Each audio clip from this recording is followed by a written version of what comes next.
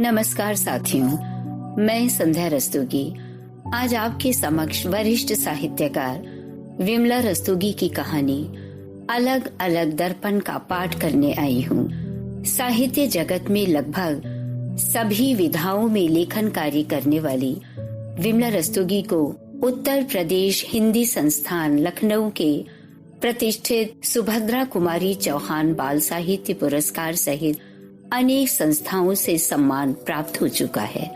बाल मन और सामाजिक सरोकारों के प्रति भिन्न दृष्टिकोण उनकी गहन गंभीर सोच को दर्शाता है।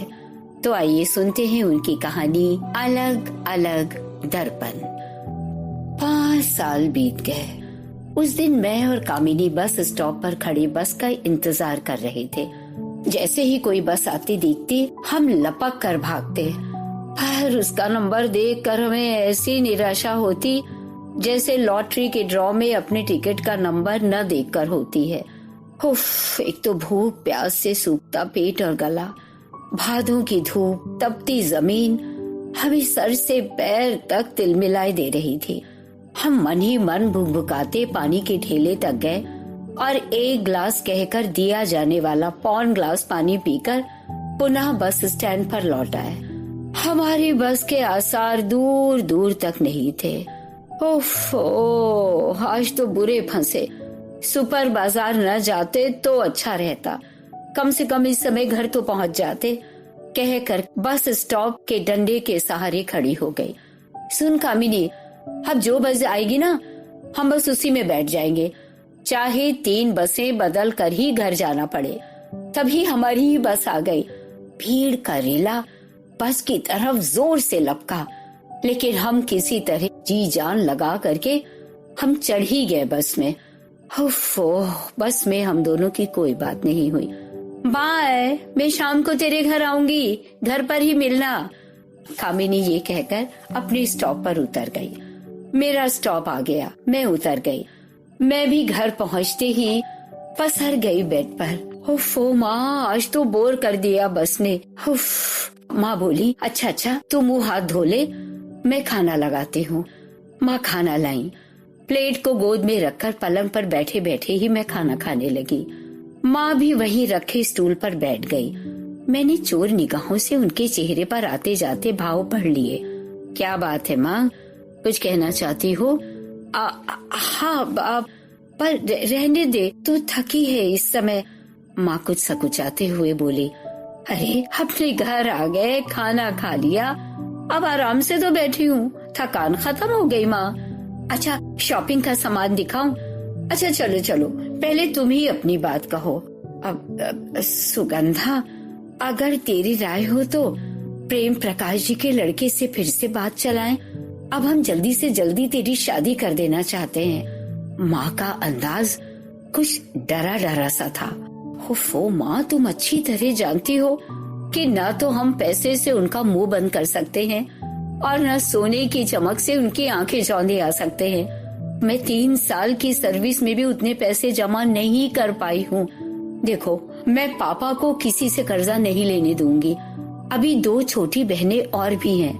माँ, 5 साल हो गए तुम्हें मेरे लिए परेशान होते, हजारों रुपया इधर उधर आने जाने में ही गंवा दिया।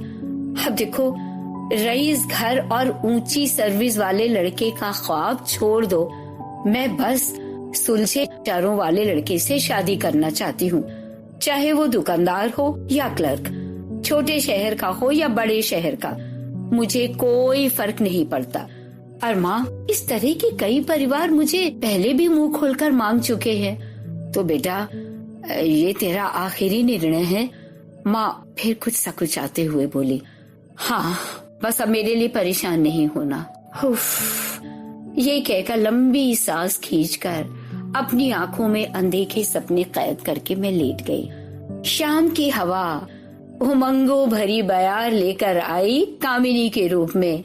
हेलो सुगंधा, मैं आ गई। अरे यार, क्या बात है, क्या मातमी चेहरा बना रखा है। अरे हमें देख, दोपहर तक थके थे, अब फिर से चहक रहे हैं। हाँ, मैंने थोड़ा अलसाते हुए कहा।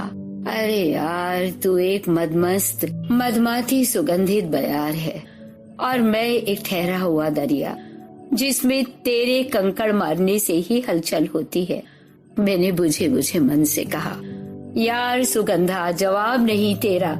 क्या उपमा दी है। सचमुच मैं जितनी चुलबुली तू उतनी ही शांत।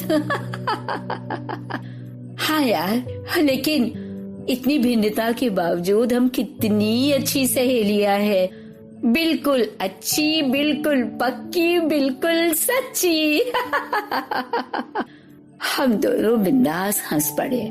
But Sugandha, you know I mean. बस बस, ज्यादा अंग्रेजी मत बघार, अपनी बात कह। मैंने कामनी के बात करने के स्टाइल को थोड़ा पंचर करते हुए कहा। हाँ हाँ कहती हूँ, मगर अब उनकी बात तेरे भेजे में आसानी से आती कहाँ है। अच्छा सुन, मैंने तुझे पिछले हफ्ते बताया था ना, मम्मी ने एक जगह बात चलाई थी। लड़के का नाम उत्तम कुमार है, खूब पैसे वाला है, कार, कोठी, बिजनेस सब बहुत अच्छा है। अच्छा, तो फिर? मैंने बीच में ही टोक दिया। अरे तो फिर क्या, वहाँ बात बनने की उम्मीद है। उत्तम कुमार जी ने शायद किसी की शादी में मुझे देखा था और पसंद भी कर लिया, लेकिन फिर भी फॉर्मली वो लोग इसी हफ्ते मुझे देखने के लिए आ रहे हैं। आत्मविश्वास में रची कामिनी की बात में इस बार बाजी जीत जाने का पूरा अहंकार था। भगवान ने खूब सजा सवार कर कामिनी के नाक नक्श गढ़े थे, लेकिन कामिनी को आर्थिक सीमाओं में बंधा अपना सौंदर्य अधूरा लगता। उसके सपने हमेशा कार, कोठी और रईसी के ही रहे। कामिनी के मन में ये बात घर कर गई थी कि उसका रूप रंग बसों में धक्के खाने के लिए नहीं है। धनिकों की इस दुनिया को वो अपनी खूबसूरती के बल पर पाने को कटिबद्ध थी। ओए हेलो, क्या सोच रही हो सुगंधा? मेरे विचारों की तारतम्यता कामिनी ने तोड़ दी। अब सोच रही थी, तेरे इस रूप रंग को अब तक कई लड़कों के माता पिता तो ठुकरा चुके हैं। कुछ झिझकते हुए कामिनी बोली, अब हाँ, क्योंकि उन्हें रुपयों में लिपटी लावण्यमयी गुड़िया चाहिए थी। उन लोगों ने मेरे पापा से कैश नहीं मांगा, पर अपनी लंबी चौड़ी बारात की विशेष खातिर इस तरह मांगी जिसे मेरे पापा पूरा नहीं कर सकते थे। सुगंधा, संघर्ष से जूझता अतृप्त व्यक्ति ही साधारण से असाधारण बन सकता है। बुझे मन से कामिनी बोली। आहा, जैसे तूने तो बड़ा संघर्ष किया है। तूने कोई सर्विस नहीं की, कोई संघर्ष नहीं किया है। मैंने उसकी बात को काटते हुए कहा, तू जानती है, अपनी सुंदरता से पूरी दुनिया को तू खरीद सकती है। वैसे तेरे रईस घर में जाने पर मुझे बहुत खुशी होगी कामिनी। मेरा क्या, मैं तो हर परिस्थिति में जीने की आदी हूँ। तू भी बताना, आजकल कहाँ बात चल रही है तेरी? उतावली होकर कामिनी ने मुझसे पूछा। बताऊंगी, पहले कुछ खा पी तो ले। मैं कल ऑफिस से लौटते हुए रसगुल्ले लाई थी, तुझे बहुत पसंद है ना? ओ यार, तेरा जवाब नहीं। कामिनी अभिभूत हो गई। उसने तड़ातड़ मुझे अपनी बाहों में लिया और मेरे गाल पर कई चुम्बन दे डाले। अब इसे इत्तेफाक कहिए कि 1 माह बाद ही हम दोनों सहेलियों के संबंध तय हो गए। मेरे पति बैंक में क्लर्क और देखने में औसत थे। कामिनी के पति फैशनेबल रईस, कार, कोठी वाले। कामिनी के ससुराल वालों को विवाह की बहुत जल्दी थी। वो 15 दिन के अंदर ही कामिनी को विदा करा के ले गए। मैंने सोचा, अच्छा है, इस मक्खन की डली की सारी मुरादें पूरी हो गई। मेरी शादी में वो अपनी नई गाड़ी से आई, साथ में एक नौकरानी भी थी। बड़े ठाट बाट थे उसके। भारी भारी नई साड़ियाँ, मैचिंग सैंडल, चूड़ी, बिंदी, यहाँ तक कि जेवर भी। सारे मेहमानों और रिश्तेदारों की निगाहें उसी पर थी। ये कौन है? अरे, अपनी सुगंधा की सहेली है, तुम्हें नहीं मालूम? बड़े रईस घर में ब्याही है। लोग आपस में कानाफूसी करते। कामिनी सभी के आकर्षण का केंद्र बनी थी। उपहार ने उसने मुझे एक बहुत सुंदर सी 3 शीशों वाली ड्रेसिंग टेबल भी दी। मेरी पीहर और ससुराल में सभी को वो बहुत पसंद आई। मेरे पति अवध जी की सर्विस जयपुर में थी। मुझे भी जयपुर में सर्विस मिल गई। अपने घर को अच्छी तरह चलाने के लिए मेरा सर्विस करते रहना बहुत जरूरी था। कामिनी तो अपने सजे सजाए बंगले में चली गई, पर मुझे तो अपने 2 कमरे के किराए के मकान को ही सजाना संवारना था। एक एक करके सारी चीजें जोड़नी थी। हम दोनों की जिंदगी में जमीन आसमान का अंतर था। हमारा मिलना जुलना, चिट्ठी पत्री लगभग खत्म हो गए। हाँ, साल भर में ही हमारे घर में एक नन्हा सा मेहमान अंकुर आ गया। अंकुर के नामकरण में कामिनी को भी मैंने बुलाया। जवाब में एक खासा भारी पार्सल और कामिनी का लेटर आया। उस पार्सल में 7 बाबा सूट, कुछ गरम, कुछ ठंडे कपड़े, सुंदर सी napkin, baby towel, baby shawl, बच्ची की जरूरत का सारा सामान था। कामिनी, कामिनी, तू सबसे अलग है कामिनी, तू बस कामिनी ही है। शादी को 5 वर्ष कैसे बीत गए पता ही नहीं लगा। अवध जी से मेरी ट्यूनिंग बहुत अच्छी थी। हमारे दाम्पत्य जीवन की लोग मिसाल देते थे। हमारी स्थिति भी अब पहले से बेहतर हो गई थी। गर्मियों में हमने देहरादून, मसूरी जाने का प्रोग्राम बनाया। देहरादून में 2-3 दिन रुकने के बाद हम मसूरी आ गए। वहाँ के एक ठीक ठाक होटल में हमने अपना सामान रखा और बाहर चाय पीने की इच्छा हुई, सो हम एक अच्छे से होटल पर्यटक में चले गए। अभी हम चाय पी ही रहे थे कि अचानक एक खूबसूरत महिला को मैंने सामने बनी केबिन में घुसते हुए देखा। अरे, ये तो कामिनी है।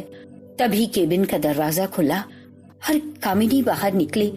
मैंने उसे आवाज दी, कामिनी, अरे सुन कामिनी, अरे सुगंधा, तू यहाँ? कामिनी चौंकी। लपक कर हम दोनों लोग गले लग गए। बस अब बातों का लेन देन शुरू। तू यहाँ कैसे? पहले बता, तू कैसे है यहाँ पर? कामिनी ने बताया कि पिछले साल ही उसके पति ने मसूरी में ये होटल खरीदा है। वो लोग ज्यादातर यहीं रहते हैं। कामिनी की नजरें बार बार अंकुर को देख रही थी। इसी बीच मेरे पति अंकुर को पार्क में घुमाने लेकर चले गए। एकांत पाकर कामिनी के मन की गांठें खुलने लगी। सुगंधा, आज मैं तुझसे सब कुछ कह देना चाहती हूँ। तेरे सामने मैं बहुत बौनी लग रही हूँ। आज ये मेकअप, बढ़िया साड़ी, हीरे का सेट सब बेमानी लग रहे हैं। तू अपने संतुष्ट सुहाग की गरिमा में एक लौ की तरह चमक रही है, और मैं इतने सालों से पैसा पाने की तरह बहाने के बाद भी अपने आंगन में एक किलकारी को तरस रही हूँ। सुगंधा, उत्तम कुमार भी मुझसे दूर दूर से हो गए हैं। हमारे रिश्ते में दूरियां आ गई हैं। हम दोनों एक दूसरे से खींचे खींचे रहते हैं। सुना सुना घर बहुत डराता है मुझे। कहते कहते कामिनी की आंखें भर गई। मैंने महसूस किया कि जीवन के क्षितिज पर इस तनाव में कामिनी नितांत अकेली खड़ी है। सचमुच अभाव में ही भाव होते हैं। सच्चाइयों को करीब लाते हैं यही अभाव। शादी के बाद पंख फैलाकर उड़ने वाली कामिनी अब जीवन के थपेड़ों से जमीन पर आ गई थी। सुन सुगंधा, अमीर लोगों की जिंदगी में भावनाओं और संवेदनाओं का कोई स्थान नहीं होता। ये लोग जरूरत से ज्यादा व्यावहारिक होते हैं। यही तो फर्क है कामिनी।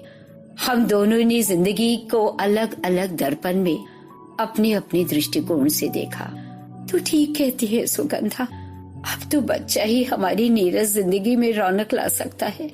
उत्तम अनाथालय से बच्चा गोद नहीं लेना चाहते। सुगंधा, तूने थोड़ी देर पहले बताया था ना कि तू पुनः माँ बनने वाली है। ये तुझे देहरादून आकर ही पता चला। तू कामकाजी महिला होने के नाते इसी सोच विचार में है कि इस बच्चे को जन्म दूं या नहीं। हाँ, मैंने भी कुछ संकोच में कहा। अब तो मसूरी से लौटने पर ही कुछ निर्णय लेंगे। प्लीज सुगंधा, याचना भरे स्वर में कामिनी बोली मुझसे, प्लीज मेरी बात सुन। तू इस बच्चे को मुझे दे देना। मेरी बहन 9 महीने तक मुझको ओकजली की अमानत समझकर रख ले इसे अपनी कोख में। देख देख, ना मत करना सुगंधा, प्लीज ना मत करना।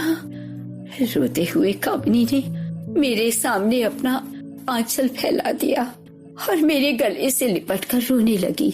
नहीं खरीद पाई दुनिया की दौलत अपनी सुंदरता से कामिनी।